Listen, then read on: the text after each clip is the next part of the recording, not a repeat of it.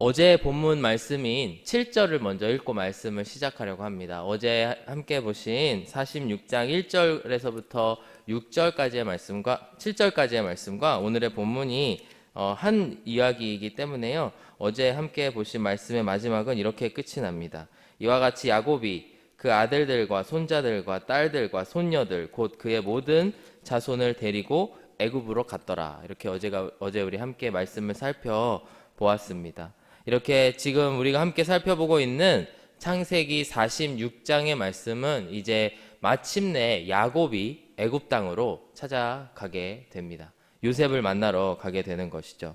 이제 먼저 요셉이 그곳에 가서 20여 년간의 시간을 보내며 애굽의 총리로서 성공을 하였고, 이제 때마침 그 땅에, 또 가나안 땅에 가뭄이 들어서 사실 그 온 고대 근동 지방에 다 가뭄이 들게 되는데요. 그래서 곡식을 얻기 위해서 그 형제들이 애굽을 찾아가게 됩니다. 그리고 그곳에서 요셉은 그 형제들을 알아보고, 그러나 형제들은 그 요셉을 알아보지 못하고, 그 가운데에 옥신각신하면서 이제 요셉이 그 아버지 야곱을 만나기 위해, 그리고 그 전에는 동생인 베냐민을 만나기 위해서 여러 가지 그 상황들을 꾸미는 일들에 이제 이야기가 마무리로 향해 가고 있습니다. 오늘 함께 보신 오늘 46장의 말씀, 그리고 내일의 본문인 46장의 후반부의 말씀을 보시면은 이제 드디어 상봉을 하게 되는, 요셉과 야곱이 상봉을 하게 되는 그런 말씀을 우리가 볼 수가 있습니다.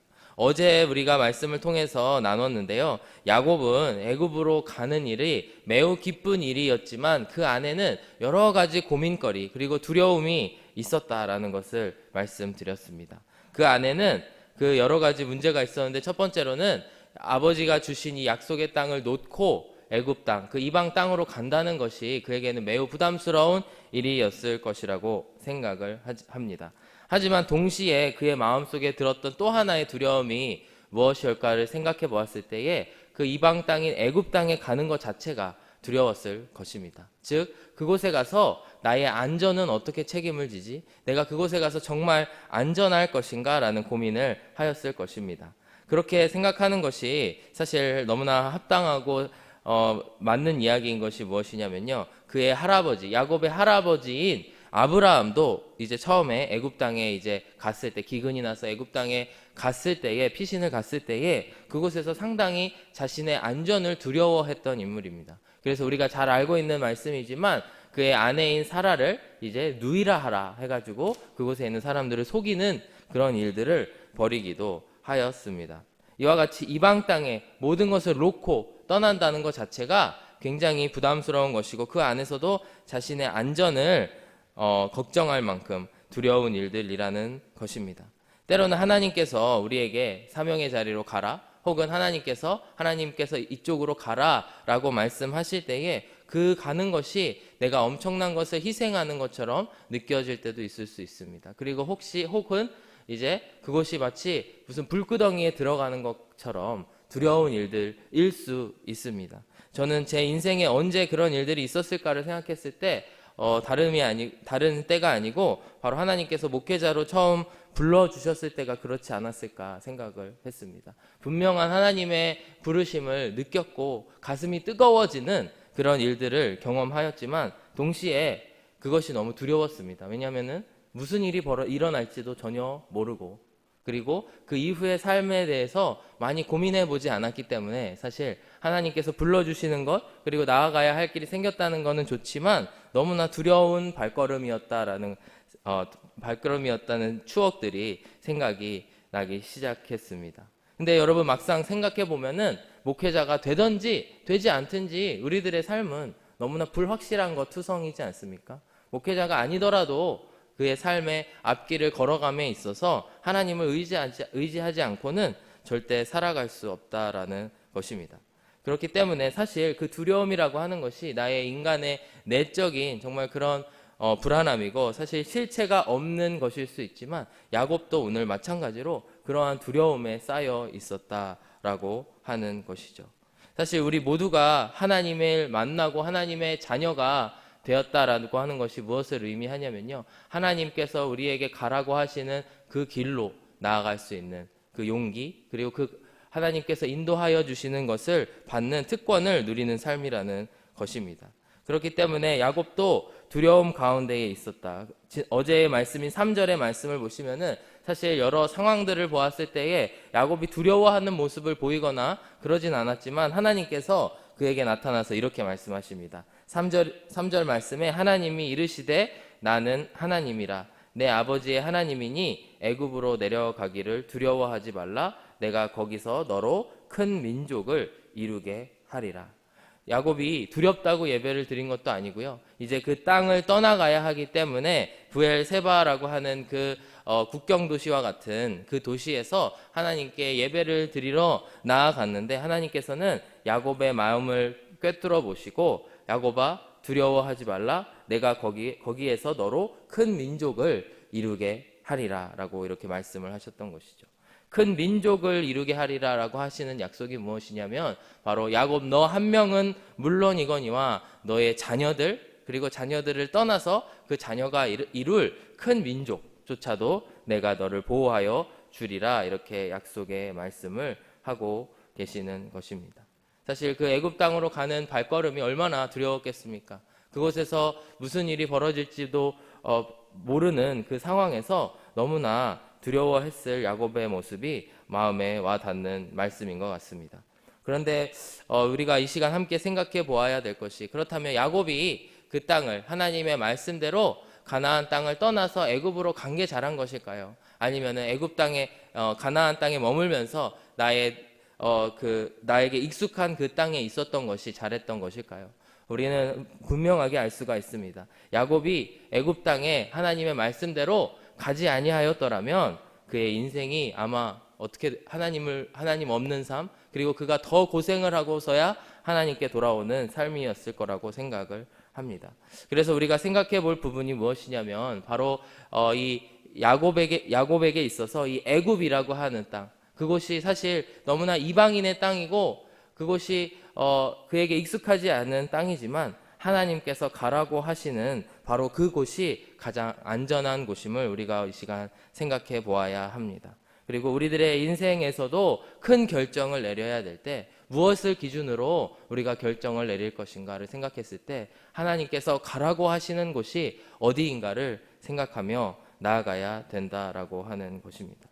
그런데 오늘 우리가 말씀을 통해서 또 본문 46장 앞뒤의 말씀을 통해서 함께 말씀을 묵상해 보기를 살펴보기를 원하는데요. 그 말씀을 통해서 우리가 알 수 있는 것이 하나님께서는 그냥 우격다짐으로 너가 그 땅에 가라. 그리고 그곳에서 곡식을 빌어 먹어라. 이렇게 인도하시는 것이 아니고 하나님께서는 철저하게 이 야곱과 그 야곱의 자손들 오늘 함께 읽으신 그 70명의 자손들을 보호하여 주셨다라는 것을 우리가 말씀을 통해서 알 수가 있습니다. 먼저 요셉을 통해서 그가 정착하게 되는 땅이 고센 지방이라고 하는 땅입니다.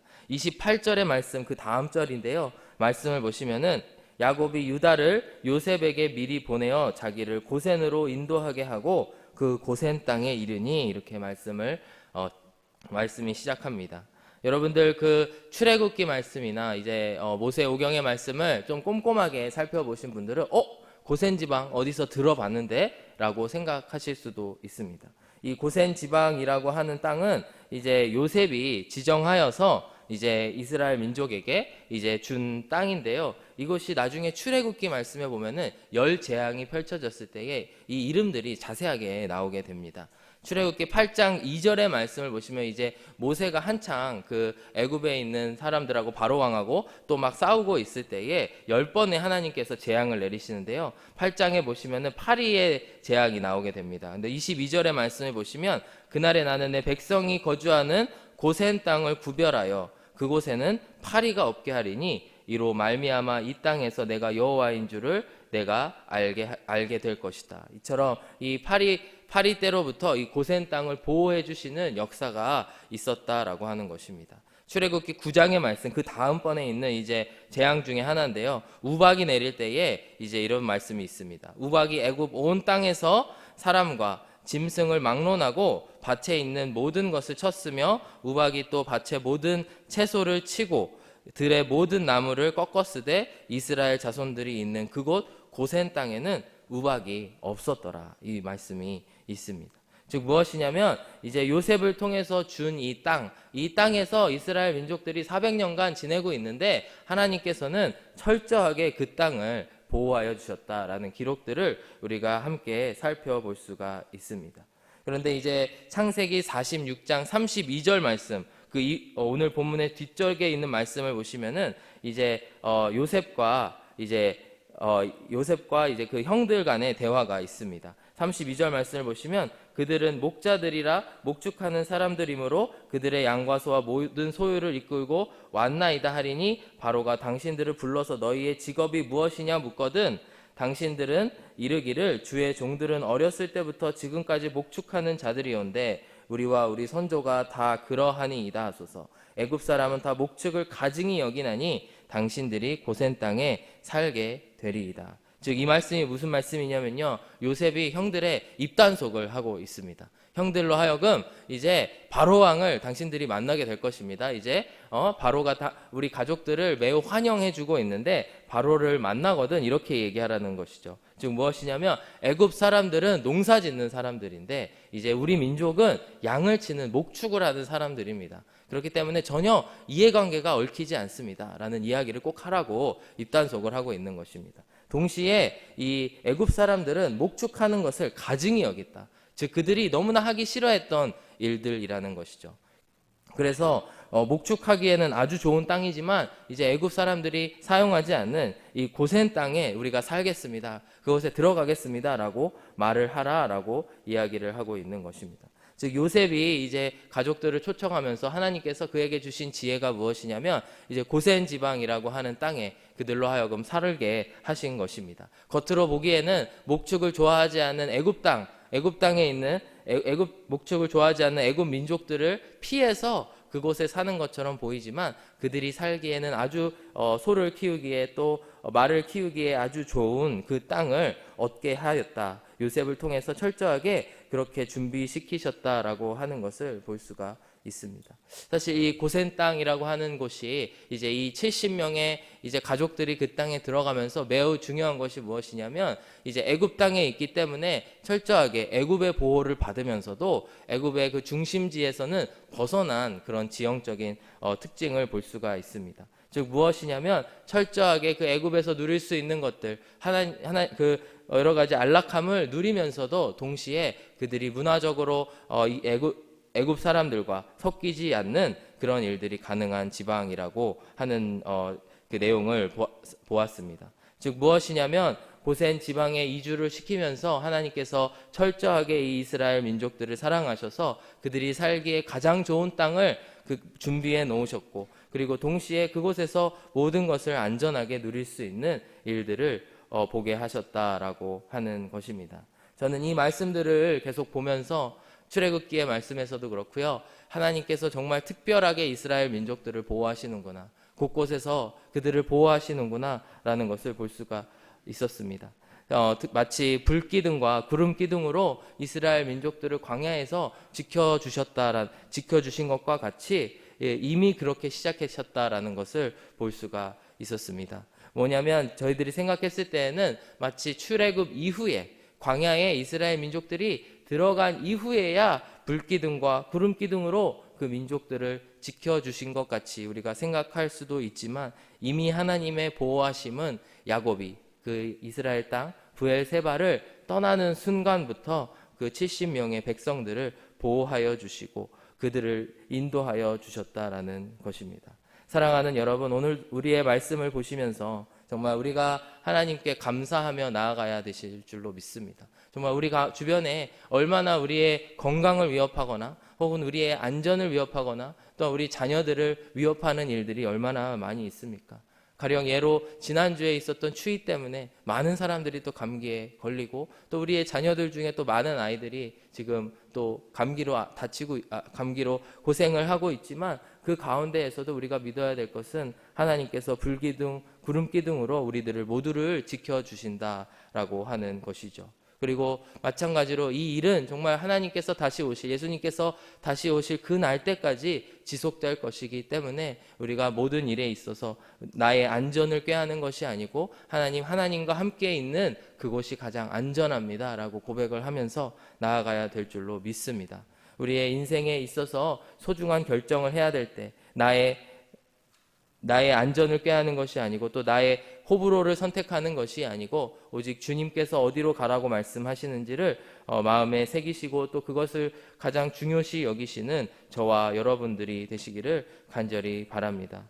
오늘의 본문의 말씀 마지막 구절에서 보시면은 27절에 애굽에서 요셉이 낳은 아들은 2명이니 야곱의 집 사람으로 애굽에 이른 자가 모두 70명이었더라 이렇게 말씀이 나와 있습니다. 이 70명이라고 하는 이 인원 자체가 이제 7 곱하기 10이기 때문에 정말 모든 민족을 상징하는 그런 숫자다라고 이야기할 수도 있지만 저는 특별히 민수기의 말씀과 연결해서 생각해 보기를 원합니다. 즉 무엇이냐면 이제 입애굽하는 시점이 아닙니까? 지금 출애굽이 있다면 애굽에 들어가는 시점에 우리가 서 있습니다.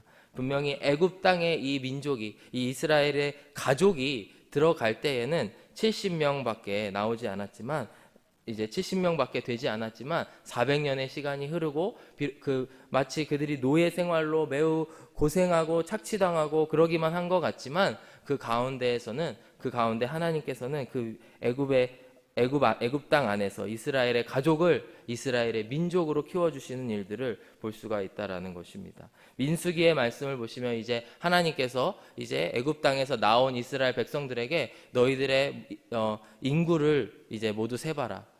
인구를 통계를 조사해봐라라는 명령을 하십니다. 그래서 그곳에서 숫자가 나온 것이 장정만 12지파에 있는 장정만 60만 명.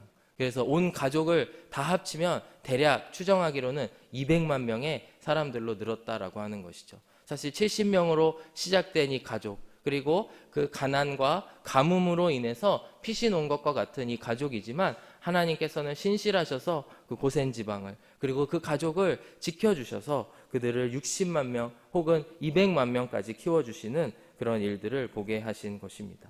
사실 성경에 보시면은 인구를 계수하는 일들이 몇 번 나오게 됩니다. 대표적인 예로 다윗 왕이 자기의 모든 공로를 더 세우기 위해 드러내기 위해서 인구 조사를 했다가 하나님의 따끔한 질책을 받은 일들이 있습니다. 사실 그렇기 때문에 우리가 이 인구 조사라고 하는 것도 굉장히 조심해서 해야 되고 하나님의 명령으로 하지 않으면 안 되는데 민수기에서는 하나님께서 철저하게 너희들의 인구를 조사해 봐라라고 말씀을 하신 것이죠. 민수기에서 왜 그런 말씀을 하셨을까요? 주님이 얼마나 신실하신지, 주님의 보호하심이 얼마나 철저하셨는지를 보게 하시려고 그 인원수를 세게 하셨다라고 하는 것이죠. 제가 참 좋아하는 찬송가 가운데에 받은 복을 세어보아라, 받은 복을 세어보아라 이 찬송가가 있습니다. 사실 제가 그 찬송가를 이제 새벽 기도에서도 주기적으로 제가 선곡을 하는 찬양 중에 하나인데요. 그렇게 하는 이유가 뭐냐면 우리들의 정말 저의 시야가 이제 받은 복을 세어보지 않으면, 실제로 세어보지 않으면 그걸 모두 잊어버리는 그런 존재이기 때문입니다.